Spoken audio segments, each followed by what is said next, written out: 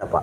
Ya, jadi saya rasa sudah clear semua bahwa Perpu Cipta Kerja itu tidak mendapat persetujuan dari DPR. Itu sudah pasti.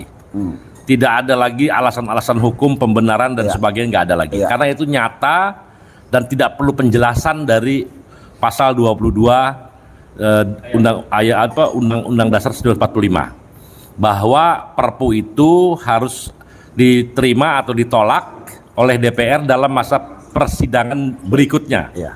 Nah, masa persidangan berikutnya tidak berhasil menghasilkan keputusan itu, karena tidak masuk dalam sidang paripurna. Dan tidak ada alasan lagi bahwa karena sudah diputuskan di balik disetujui, maka otomatis sidang paripurna disetujui. Tidak. Karena faktanya bahwa yang sudah menjadi kebiasaan dan yang sudah menjadi aturan dalam semua organisasi, saya rasa orang yang paling idiot pun, yang paling idiot, paling bodoh di muka bumi, ngerti bahwa satu keputusan organisasi itu harus dalam sidang paripurna. Apalagi kalau sudah ada aturan-aturan yang mencontohkan itu. Misalnya ada kemarin ada undang-undang, Balik menyetujui satu undang-undang, semua. Nah, tapi karena ada desakan masyarakat, akhirnya tidak diparipurnakan. Akhirnya ya tidak sah, tidak jadi undang-undang. Ya, apa bedanya dengan ini? Betul. Walaupun dari perspektif kami melihatnya ini adalah berkah dari Tuhan Yang Maha Kuasa, Allah Ta'ala, bahwa ternyata DPR gagal memparipurnakan. Jadi dengan begitu saya mohon kepada para ahli hukum tata negara, jangan lagi berkilah-kilah.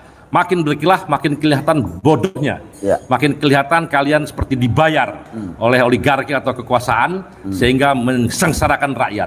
Ya, jadi oke lah, kalau memang ini kegentingan memaksa, harusnya 3 hari pun Perpu itu udah putus. Ya, katakan ini kegentingan memaksa, dikasih presiden tanggal 30, begitu sidang langsung 2-3 hari bahas putus. Tapi faktanya Tuhan Yang Maha Kuasa entah melupakan atau melalaikan pikiran-pikiran mereka, tindakan mereka, sehingga pada masa akhir sampai batasnya habis tidak diparipurnakan. Dan ini adalah berkah dari dari Allah SWT, Tuhan Yang Maha Kuasa, bagi kaum buruh Indonesia. Jadi kaum buruh Indonesia ingat, Perpu Cipta Kerja itu sudah dinyatakan batal secara hukum atau demi konstitusi, sudah otomatis batal. Tidak boleh ada satupun intelek yang membenar-benarkan atau profesor apapun yang membenar-benarkan, karena rakyat akan menyelidiki kalian semua. Jadi pastikan kita sekarang agar Undang-Undang Cipta Kerja ini dibahas lagi, karena udah menjadi lagi undang-undang kan, udah kembali yang lama ya. Nah, itu sesuai perintah MK harus didiskusikan dengan stakeholder kita semua. Mereka harus mengundang kita untuk menghasilkan suatu pasal-pasal yang adil ya, yang adil bagi semua. Dan itulah langkah yang kita tunggu berikutnya. Tidak lagi pembenaran, dan bagi semua pihak stakeholder, pengusaha, pemerintah, dinas dan sebagainya, harus jelas bahwa Perpu itu batal demi konstitusi, batal demi hukum. Kita sekarang beranjak kepada perbaikan, atau kalau paling ingin kita harapkan adalah presiden langsung saja mencabut undang-undang itu dan mengembalikan kepada undang-undang yang lama, karena undang-undang yang lama ternyata faktanya bisa meningkatkan pertumbuhan rata-rata 5%, tidak ada orang yang dengan mudah digusur-gusur, pesangon buruh juga bagus, cuti-cuti dan sebagainya juga berjalan, dan itu Indonesia lebih ramah terhadap orang-orang kecil, lebih sopan santun terhadap rakyat jelata. Tapi kita tahu Undang-Undang Omnibus Law ini kasar, jahat, dan sangat tidak ramah tentunya kepada rakyat jelata. Mari kita berjuang, karena itu kita pertahankan ini.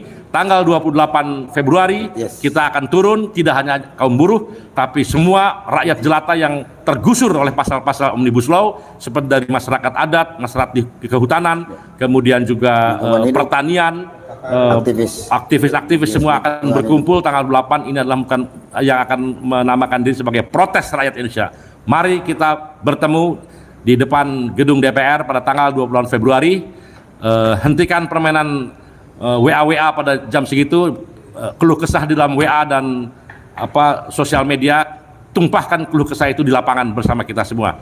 Selamat berjuang, sampai jumpa. Wassalamualaikum warahmatullahi wabarakatuh.